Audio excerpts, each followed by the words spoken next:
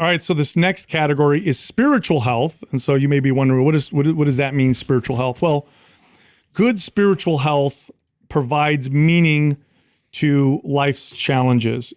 Spiritual health helps you reframe tough things or things that when you're busy, or maybe you're comparing yourself to other people, or maybe you wish life was different or whatever.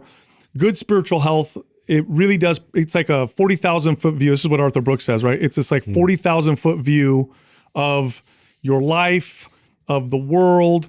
And it does provide this kind of sense of meaning. And there are, look, I don't have to say this, but the data is very clear with this, with that people who have a consistent, regular spiritual practice live longer, are sick less often, are better partners, they're better parents, they're more productive, they tend to be happier, they tend to suffer from depression, anxiety less. So this is a very important part of health. Yeah, I think it's very important because it's very humbling.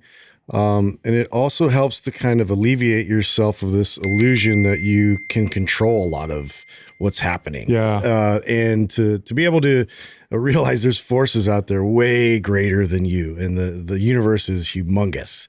And you don't have to apply all that pressure to, make sure you're controlling all of these details and like stressing yourself out so much. It's just a big release of, I'm existing and I'm present in this, and I'm thankful for being here. Totally. So here's the advice that we gave for spiritual health. 5 minutes a day. That's it. 5 minutes a day dedicated to spiritual health. And it can look like this. It could be 5 minutes of prayer. If you are religious, you believe in God. It could be 5 minutes of meditation.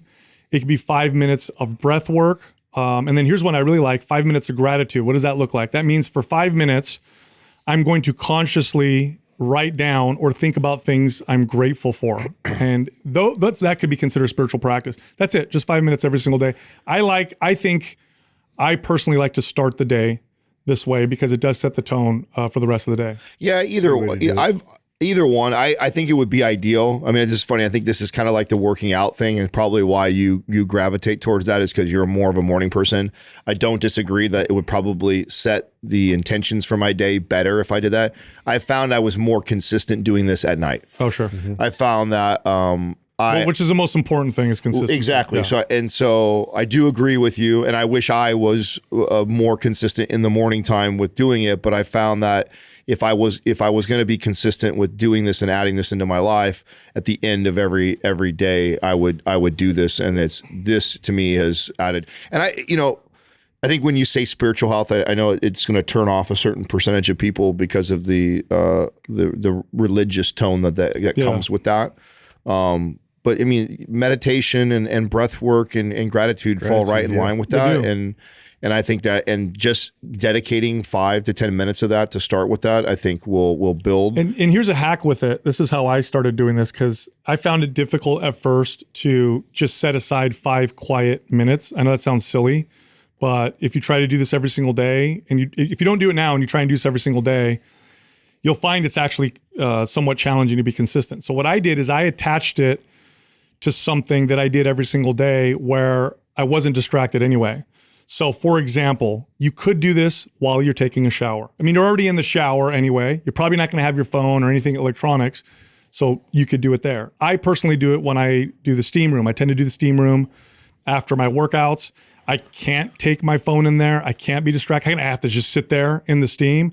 And so for me, it really helps solidify the habit of having this, 5 minutes of a spiritual, for me, it's prayer, every single day. So that's just something that I found helps. So this started with me as a self-awareness tool. So I've shared this once or twice before on the podcast, where I just started to take an account of all the things that happen throughout the day. And I've shared this with you guys before, where I would unpack anything and everything that changed my state dramatically, both positively and negatively. So, what made me really happy today? So it was a reflection. Right. Like, I did something nice for somebody, and oh wow, I felt really good inside. I went to mental note.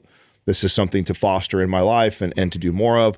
Or, somebody said something to me that, set me off or triggered me, or I reacted in a way that I don't like. Okay, what is that? Unpack that. Like, oh, wow, it's rooted in some insecurity that I have or some inadequacy. So looking at it like that as a growth tool, by just unpacking my day, I found that, and I could do it laying in bed. I could do it laying in bed just with the lights out and, meditating, pray, whatever you want to, however you want to label it.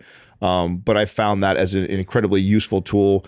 Later on, I got better about actually getting up and writing it because I find that reinforces the better behavior. So yeah, but I like how you started with a way that you could do That's right. consistently. Right. And then it progressed. That's right. And I think that, and what progressed that was catching myself repeating some of these behaviors that I didn't like. And so I'm like, okay, I'm going to write this down. Yeah. So this becomes something that I'm more proactive, I'm more aware of when it comes or when it surfaces in my life. And I found this as a very, very powerful tool. And then later on, building the gratitude and other things on it. But I think that's the key to this is starting somewhere simple and easy and becoming aware of the benefits of it. And then you can build upon it as you become more consistent. Now, one thing before we continue with every one of these categories, what you need to realize is you have to intentionally work on them in order to have health in them.